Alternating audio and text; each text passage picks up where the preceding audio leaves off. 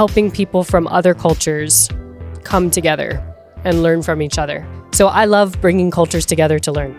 And for me, that's what I do at Sinapis. And Forge is really an expression of that. It is the perfect expression of different people coming together. What does it look like to be a disciple in your business? And I think sometimes people need this practical guidance for like, what does that look like? You know what it is to, okay, treat your spouse, treat your family the way that Christ tells you to, but you don't go very deep into how to do that in the marketplace. And I think it's very important to actually provide some practical discussion about how to do that.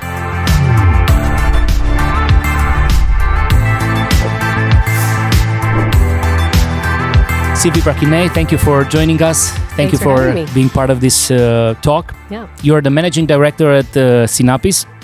That's a big role.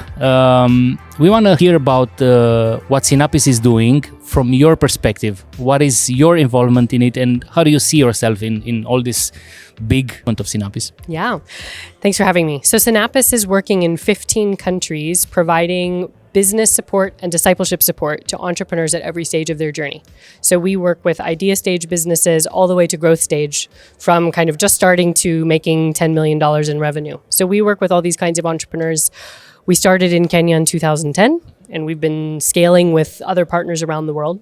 So I think something that connects now Sinapis to Forge is we've had this passion to help other organizations not recreate the wheel when they're trying to support entrepreneurs, but to just say, hey, we've been there, we've done that. We can give you some resources, some ideas, some strategy to get you going, give you connections.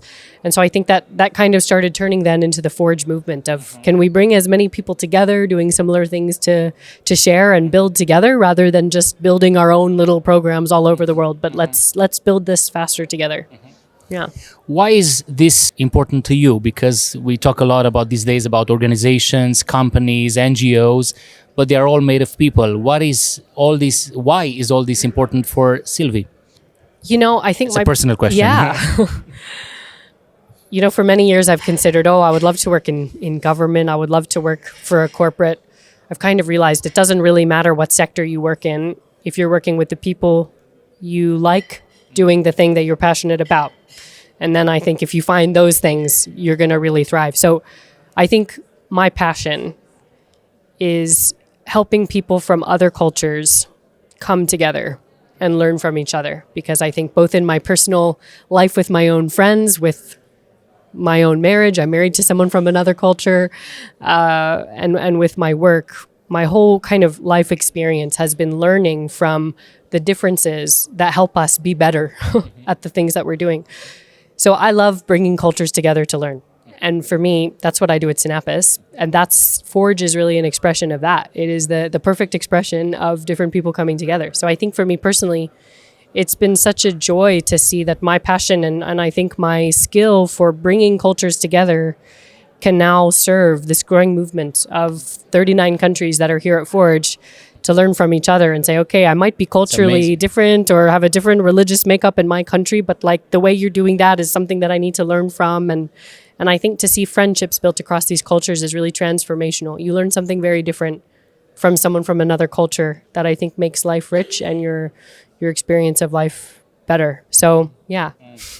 I would ask you, because we speak a lot about faith in this context yesterday, today also.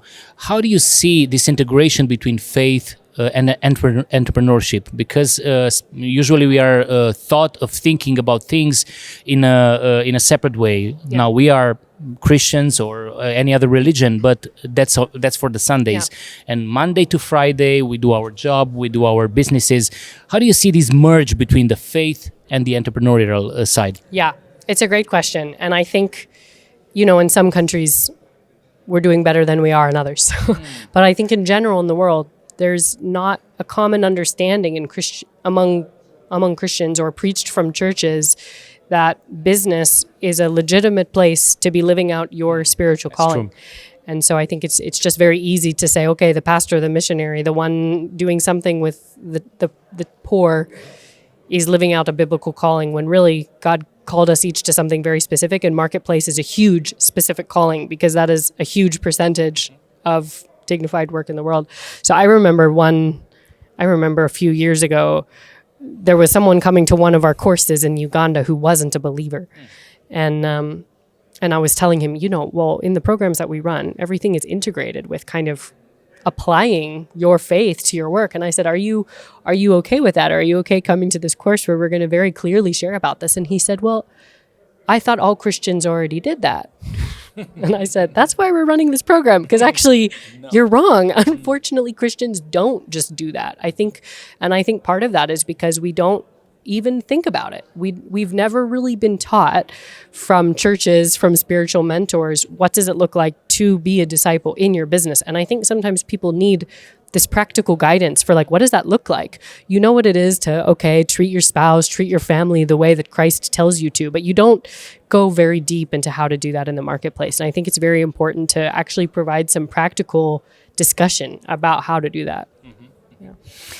What would you say is the biggest challenge that the faith-based entrepreneurial community or ecosystem will face in the following years? We are in 2024. We are coming from COVID, crazy stuff happening, AI coming up, a lot of challenges. I think in the future. What would you say is the biggest challenge that we'll need to face as a faith-based ecosystem?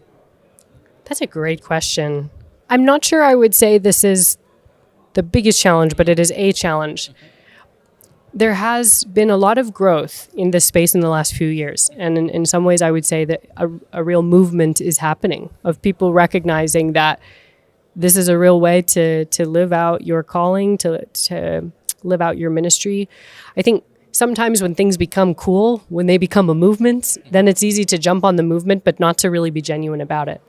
So you can say, oh yeah, I'm a kingdom business, but you really don't know what that means. And you're really not a disciple. I can remember when I was in university and a lot of people were coming to faith and serious disciples, but then because everybody is doing it, everybody else does it. And then you leave university and a lot of those people just kind of fall away. And so I think we have to make sure that we're doing this not because the crowd is doing it, but because we love Jesus. And it's intentional and it's hard. This is what discipleship is. It's a cost, and we just have to be committed to that rather than try to almost, make it attractive to the wrong people. It's a challenge, I think, to live out your faith in your business. And we need to be genuine about that. Is it your first time in Romania? It is. Yeah. Yes. I will ask you a very specific and a spiritual question this time.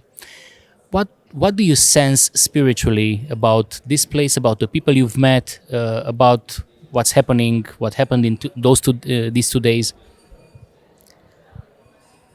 I think it's clear that there is a unique moment in time that Romania is experiencing when it comes to faith and work. And I think Romanians are aware of that, which is very cool to see, because I think I've seen this pride in, and I would say it's the same for what I've seen in Moldova as well. I think there's a pride in your country and what's happening in your country and what's happening in your business. And in a good sense. And yes, yeah. And this awareness of being part of a movement. And I think, again, when this is genuine, this is a very powerful thing. And I think all the participants here at Forge are saying, wow, this is very special. We haven't seen this many entrepreneurs with this kind of passion to live their faith in their business in the same room at the same time. And we know there's even more that are not here at Forge. But I think it's clear that this is real, that people know it's real. And they're here to put their time and energy into continuing that movement. So it's very exciting to be here. If you were to give one piece of advice in this regard, what would it be? Because definitely you witnessed in the past those kind of movements, probably in Africa or the other places that Sinapis is present. Well, we've seen entrepreneurs like this in so many countries around the world. I have to be honest with you, I haven't seen this many entrepreneurs in the same room at the same time ever with this kind of vision. So it's very exciting for me as well. I've been in the space for 15 years, and this is the most entrepreneurs with the same mission that I've seen in one day, one place. I think, and it goes a bit back to what I was saying about being genuine, I think for all business owners, like just putting your head down and doing the work to make your business grow and to make the intentional impact that you want to see actually happen, this takes work.